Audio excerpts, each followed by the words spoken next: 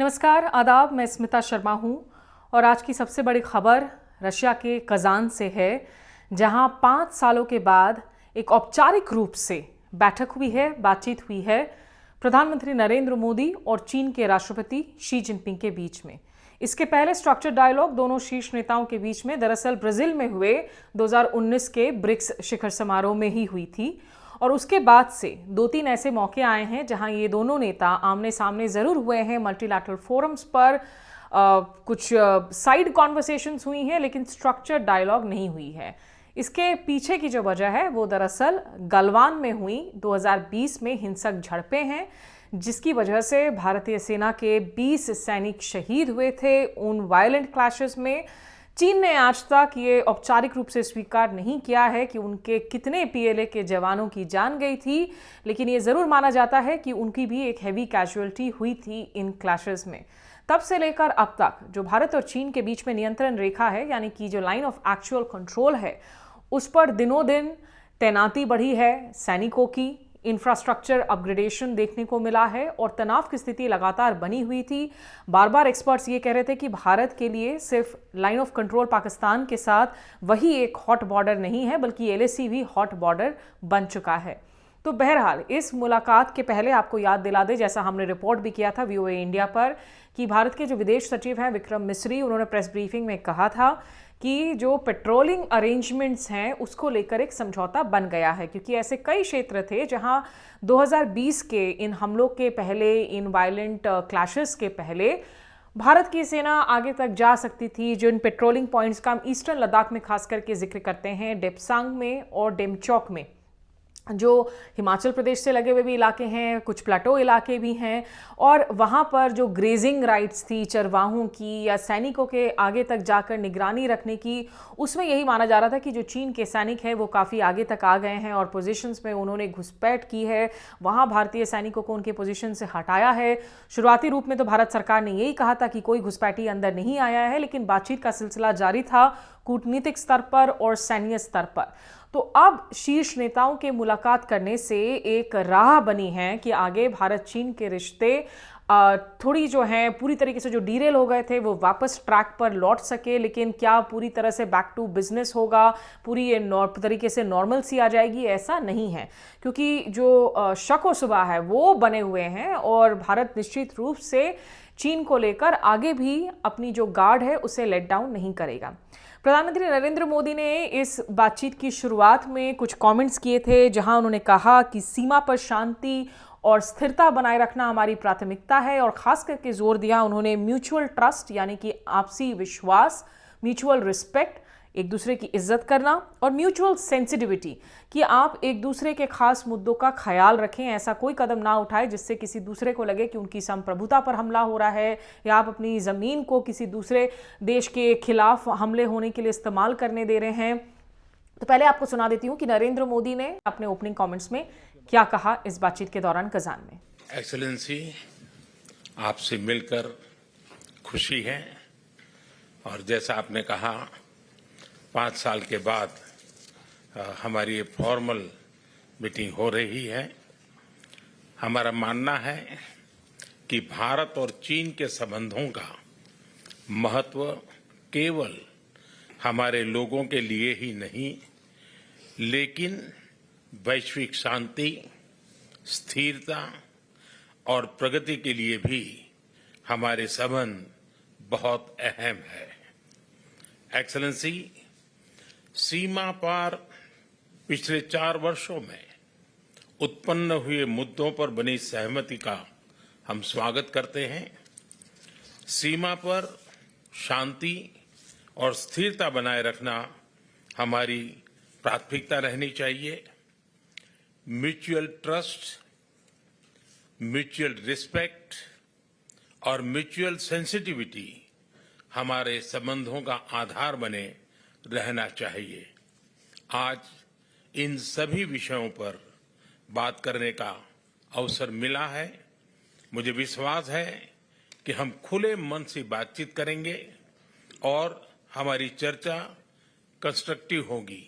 बहरहाल देखिए, इस बातचीत के बाद में जो भारत की तरफ से विदेश मंत्रालय का जो रीड आउट आया है उसमें एक और अहम बात है। उसमें ये जोर दिया गया है कि प्रधानमंत्री नरेंद्र मोदी का ये मानना है कि अगर दोनों देशों के बीच में ताल्लुकात सुधरते हैं तो इससे एक सकारात्मक असर पड़ेगा इस पूरे क्षेत्र पर और एक मल्टीपोलर एशिया बनाने की ओर ये कदम ज़रूरी होगा।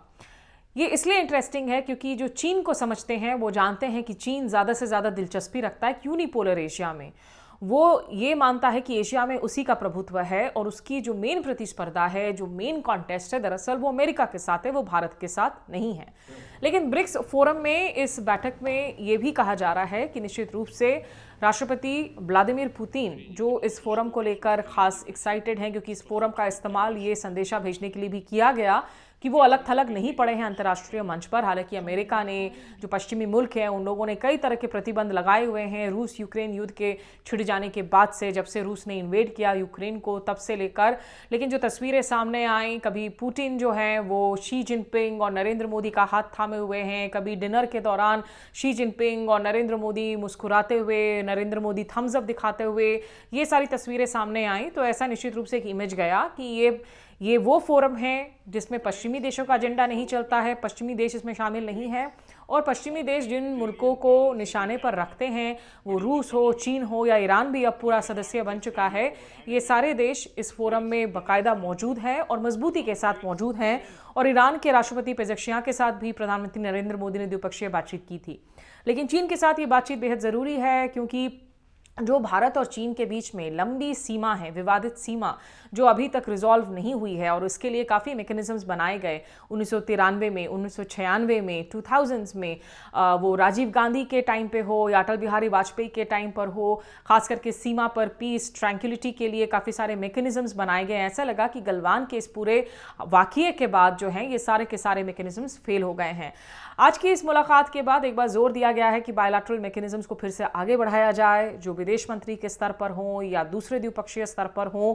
और 2019 से जो स्पेशल रिप्रेजेंटेटिव्स की बैठक होती है भारत और चीन के विवाद को सुलझाने के लिए, ना केवल इन पेट्रोलिंग पॉइंट्स जहां पर फ्रिक्शन है उन पर डिसएंगेजमेंट करने के लिए, ट्रूप्स को वापस खींचने के लिए, बल्कि ओवरऑल जो सीमा विवाद है उस पर बातचीत के लिए एक स्पेशल रिप्रेजेंटेटिव की मैकेनिज्म है, जहां भारत से फिलहाल प्रतिनिधित्व NSA अजीत डोवल करते हैं और चीन से उनके विदेश मंत्री रहे वांग यी करते हैं, जो स्पेशल काउंसिलर भी हैं। तो इन लोगों को कहा गया है कि आप जल्द एक अर्ली पॉसिबल डेट पर मुलाकात करें।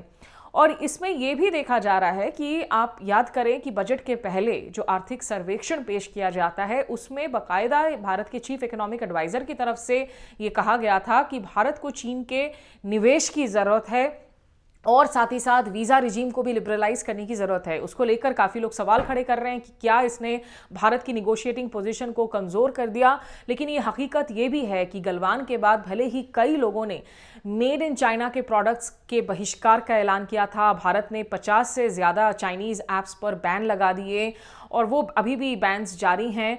प्लस भारत ने बैन किया हुआ है कि चीनी कंपनियां खास करके टेलीकॉम इंफ्रास्ट्रक्चर के क्षेत्र में नहीं आ सकती हैं। हुआवे, ZTE ऐसे कंपनियों पर प्रतिबंध लगा हुआ है, वो भले ही अमेरिका हो या इंडिया की हम बात करें। लेकिन भारत की जो निर्भरता है चाइनीज़ प्रोडक्ट्स पर, उसमें कोई कमी नहीं आई है पिछले इन 4 सालों में। इनफैक्ट वो और ज़्यादा से ज़्यादा बढ़ा है। तो भारत का जो एक्सपोर्ट है, जो निर्यात है टू चीन, वो तो एक ही लेवल पर रहा है, लेकिन हमारी आयात जो है वो कई गुना ज़्यादा बढ़ गई हैं पिछले 4 सालों में। और इसीलिए बहुत ज़्यादा एक वित्तीय घाटा भी नज़र आता है जब हम आपसी कारोबार की बात करते हैं, ट्रेड डेफिसिट की बात करते हैं, जो भारत के खिलाफ जाता है। तो इसीलिए भारत के लिए ज़रूरी है कि चीन विदेशी निवेश जो है लेकर आए भारत में, तभी ये ट्रेड डेफिसिट कम हो सकता है। और चीन के भी जहां तक अर्थव्यवस्था का सवाल है, कोविड के बाद से भले ही वो इसे ना स्वीकारे, लेकिन अंदरूनी खबरें हैं कि वहां पर उनकी अर्थव्यवस्था में एक स्लो डाउन हुआ है।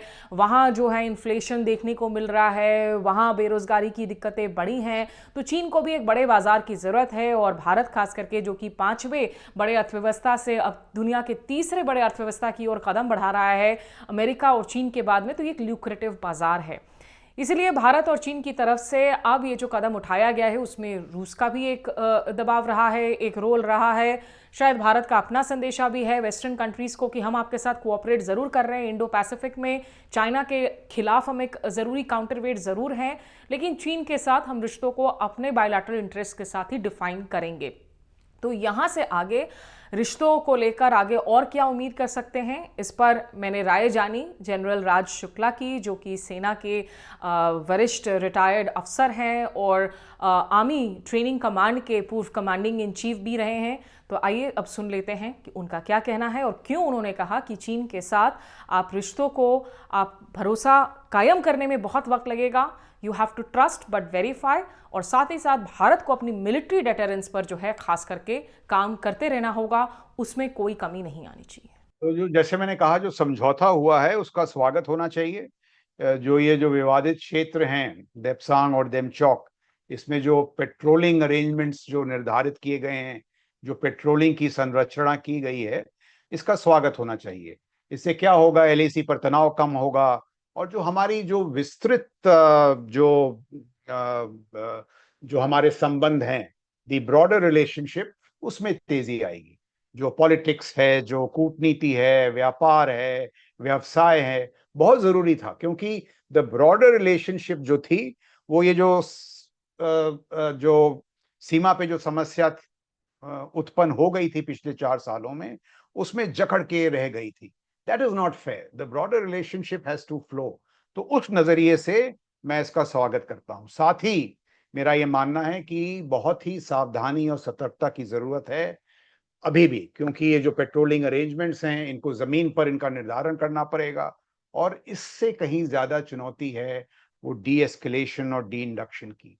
जो तमाम हमने फोर्सेस यहाँ इकट्ठा की गई थी, उनको पुल बैक करना पड़ेगा, उनको थिएटर से बाहर निकालना पड़ेगा। बड़ा इंफ्रास्ट्रक्चर क्रिएट किया गया है, इन सब चीजों का समाधान ढूंढना पड़ेगा, और इसमें मेरे ख्याल से 6 से 7 महीने लगेंगे।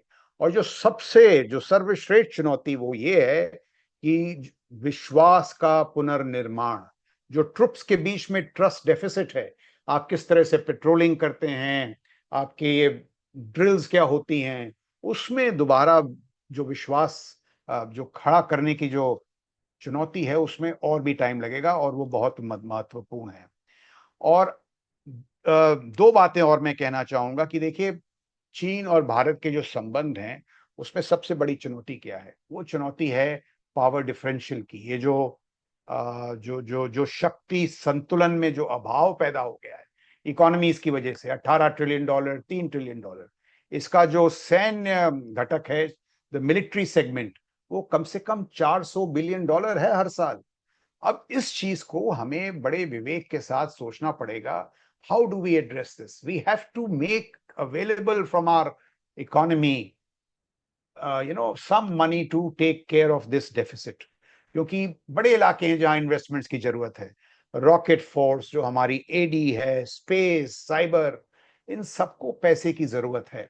और आखिरी बात मैं ये कहना चाहूंगा कि जो हमारी जो सैन्य जो हमारे संबंध हैं चीन और हमारे बीच, राजनीतिक, कूटनीतिक, व्यवसाय को लेकर, इनमें जरूर ऊर्जा आनी चाहिए, but such a relationship has to be based on a strong military Edifice.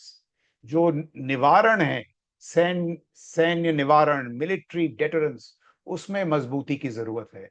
हम क्या करते हैं कि मिलिट्री डेटरेंस को इतना मजबूत ना बनाकर, हमने पिछली बार अपना जो विश्वास है उसको रखा सीबीएम्स पर। और भाई, ये सीबीएम्स जो हैं 2012 से कमजोर हो रहे थे और 220 में उनका पतन हो गया, they collapsed. So we must not make the same mistake again. अंत में बस मैं यही कहना चाहूंगा कि भारत और चीन के बीच संबंध सुधर सकते हैं, शांति की बहाली हो सकती है, पर वो बहाली, उसकी जो बुनियाद है, it must be on diplomacy, politics, व्यापार, व्यवसाय।